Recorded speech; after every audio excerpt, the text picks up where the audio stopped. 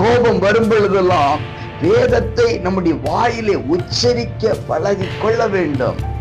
கோபத்தை கண்ட்ரோல் பண்ணிவிட்டால் பல சாதனைகளை, பல ஆசீர்வாதங்களை பெறுவதற்கு ஏதுவாக இருக்கும்.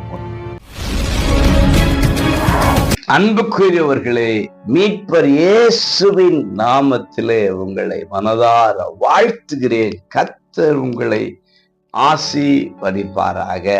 கொலோசியர் 3:8 விட்டுவிட வேண்டிய சில காரியங்களில் கோபம் என்று சொல்லப்படுகிறது. கோபத்தை விட்டு விட வேண்டுமா? கோபம் இல்லாத மனிதர்கள் இல்லவே இல்லை.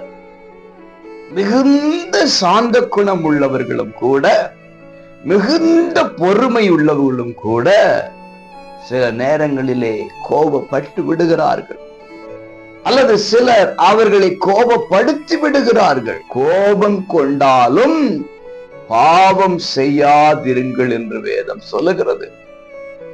அப்ப பாவம் செய்யக்கூடிய கோபங்களும் உண்டு, பாவம் இல்லாத கோபங்களும் உண்டு. சில நேரம் கண்டிப்பை கோபத்தோடு செய்ய வேண்டி இருக்கிறது, எச்சரிப்பை கோபத்தோடு செய்ய வேண்டி இருக்கிறது. அதற்குள்ளே பாவம் இருக்கக்கூடாது.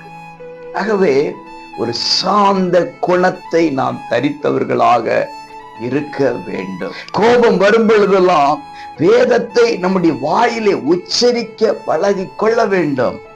கோபத்தை கண்ட்ரோல் பண்ணிவிட்டால் பல ஆசீர்வாதங்களை பெறுவதற்கு ஏதுவாக இருக்கும். சாந்த குணம் உள்ளவர்கள் பாக்கியவான்கள்.